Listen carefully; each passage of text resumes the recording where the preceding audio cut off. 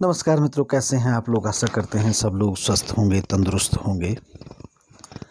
तो मित्रों, आज नवरात्रि का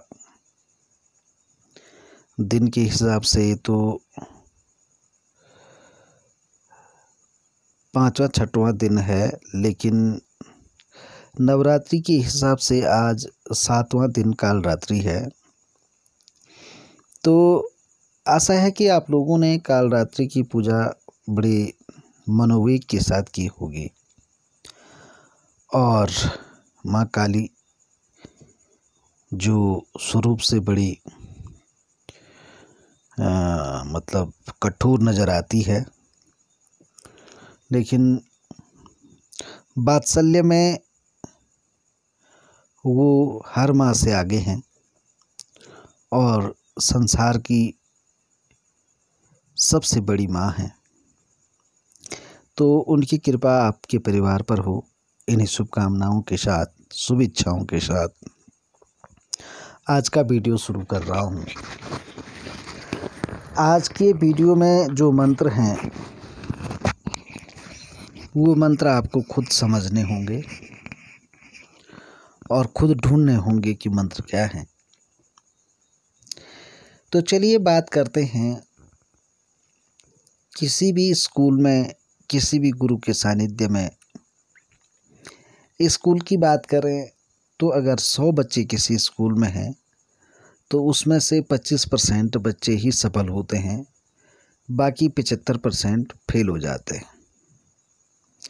फेल का मतलब ये है, ऐसा नहीं है कि वो परीक्षा उत्तीर्ण नहीं करते हैं, परीक्षा उत्तीर्ण करते हैं, लेकिन अपने जीवन के संघर्ष में 100 में से 25 बच्चे ही जो है सफल हो पाते हैं। अब तंत्र जगत की बात करें तो ये तंत्र मंत्र का जो मतलब स्कूल कहें या जहाँ पर सीखा जा रहा है, जिस भी गुरु के द्वारा सिखाया जा रहा है, तो आप देखते हैं आजकल अगर हम सोशल मीडिया को भी मानक बनाकर चलें तो आपने देखा होगा कि जो बड़े बड़े सिद्ध पुरुष लोग हैं, जिनके पास तंत्र मंत्र हैं, जिनके पास कुछ सिद्धियां हैं, साधनाएं हैं, उनके साथ कई लोग यूट्यूब में जुड़े होते हैं, फेसबुक पर जुड़े होते हैं और इंस्टाग्राम पर जुड़े होते हैं, तो उनको भी मंत्र मिलते हैं। लेकिन कुछ लोग पेड ग्रुपों में जुड़े होते हैं कि भाई पैसे दो और मंत्र लो, तो ऐसे भी जुड़ जाते हैं। उनको पावरफुल मंत्र दिए जाते हैं। लेकिन क्या कारण है कि इतने लोगों में से यूट्यूब में या सोशल मीडिया में उतने शिष्यों में से 2 3 4 5 ही आ पाते हैं जो दुनिया को कुछ करने के लिए कहें, या दुनिया जिनको समझ पाए, या यूँ कहें कि जो दुनिया को अपनी काबिलियत दिखा पाते हैं, से गिने चुने ही लोग होते हैं।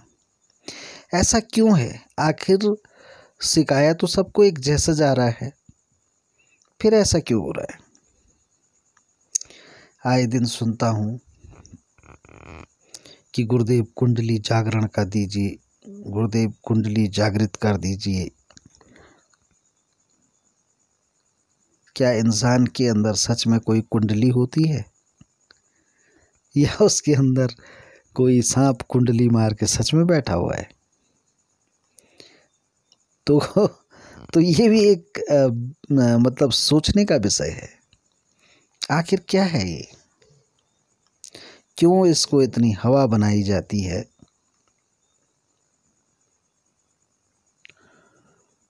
और क्यों इसमें बहुत कम लोग सफल हो रहे हैं? अब इसके पीछे जो उद्देश्य है वो ये है कि अध्यात्म की शक्ति से हम जब अपना परिचय कर रहे होते हैं तो सीधे सीधे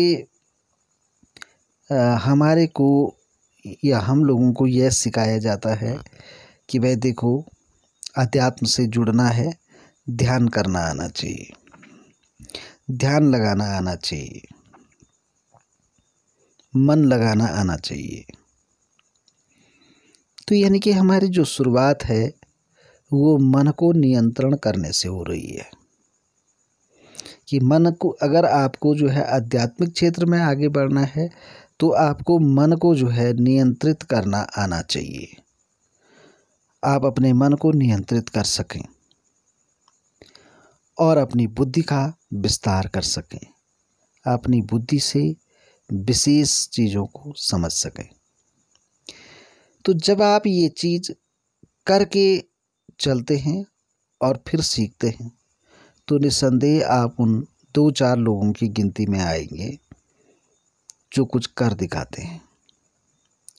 और यदि अगर आप अपने मन में जो ध्यान करने की प्रक्रिया है, जो चिंतन करने की प्रक्रिया है, जो मनन करने की प्रक्रिया है, उसमें आप ये सोच कर चल रहे हैं कि आपने बचपन में, मैंने एक कहानी सुनी थी, बहुत ही मज़ेदार है।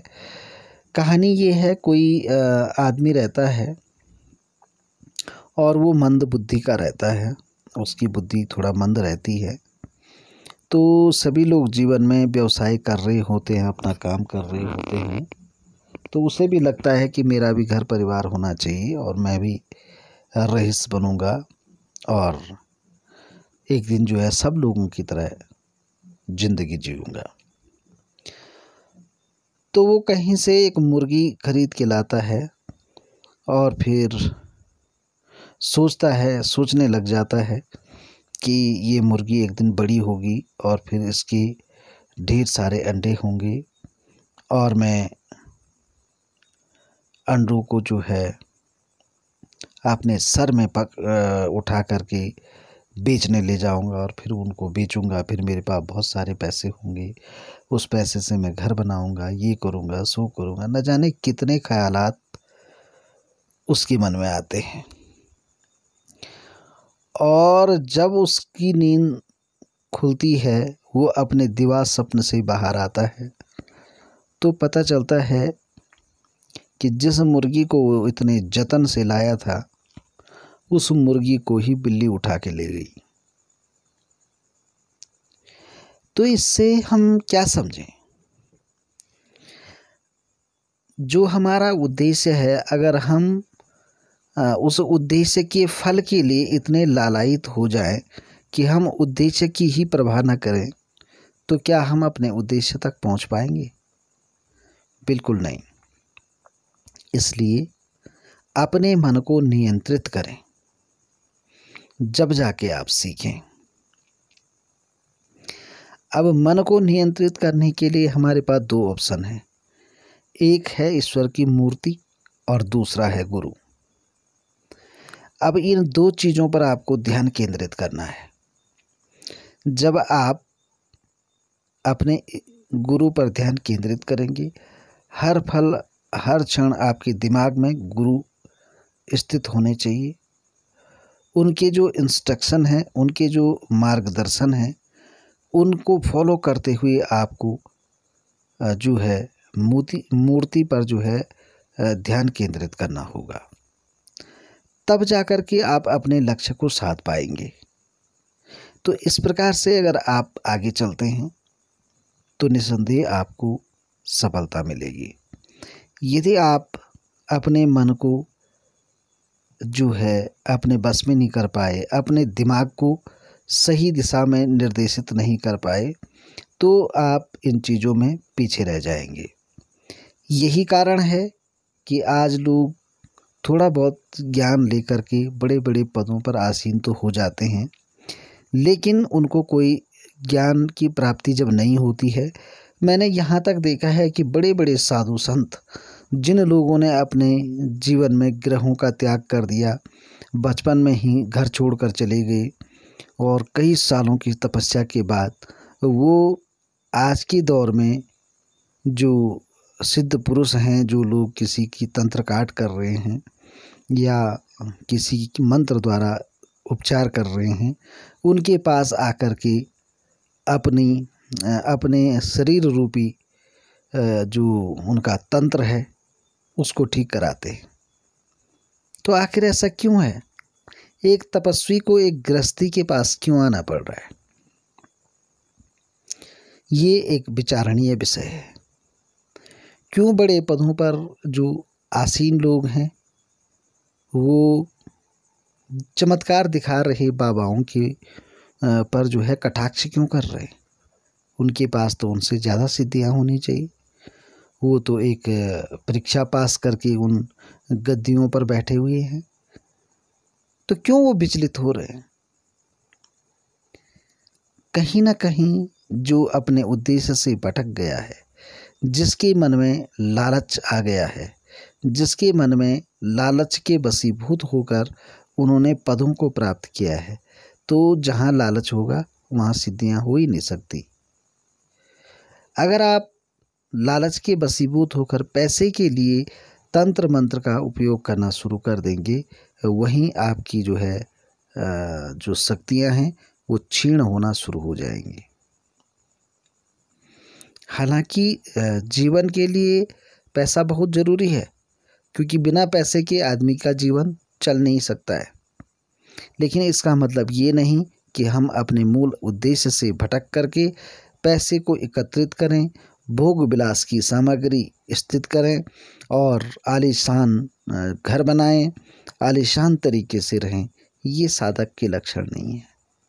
अगर आपको साधक बनना है तो आपको अपनी इच्छाओं को मारना पड़ेगा। आपको जो है अपनी आवश्यकताओं को सीमित करना पड़ेगा।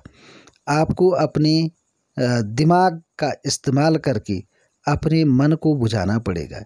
मन की बात नहीं सुननी है, मन को समझाना पड़ेगा और उसको दिमाग से जोड़ करके काम करना पड़ेगा। वरना ये सिद्धियां जब इंसान के पास आती हैं तो संसार का दुर्लभ से दुर्लभ फल कहें, वस्तु कहें, उस आदमी के लिए प्राप्त करना बहुत आसान हो जाता है। वो पलक झपकते ही किसी भी चीज़ को जिसको वो मन में चाहेगा वो चीज़ उसको प्राप्त हो जाएगी। लेकिन यहाँ उसको आवश्यकता है कि उसका मन क्या चाहे। उसका मन अच्छा चाहे, उसका मन अध्यात्म को चाहे, उसका मन ईश्वर को चाहे, उसका मन अपनी साधना को चाहे, तो ही वो आगे बढ़ सकता है। और यदि सभी प्रकार की वस्तुओं की उपलब्धता में वो अपने उद्देश्य को छोड़कर अपने मन की सुनेगा और मन के लिए काम करेगा तो वो कभी सफल नहीं हो सकता है। तो मित्रों, बहुत सारे मंत्र मैंने आपको इसमें दिए हैं, तो आप ये मंत्र लेकर के अपने जीवन में आगे बढ़ें और तरक्की करें और संसार में अपना नाम कमाएं। इन्हीं शुभकामनाओं के साथ फिर मिलेंगे अगली वीडियो में। तब तक के लिए जय माता दी, जय केदार बाबा की, जय हो हनुमान जी बाबा की। आप सबका कल्याण हो।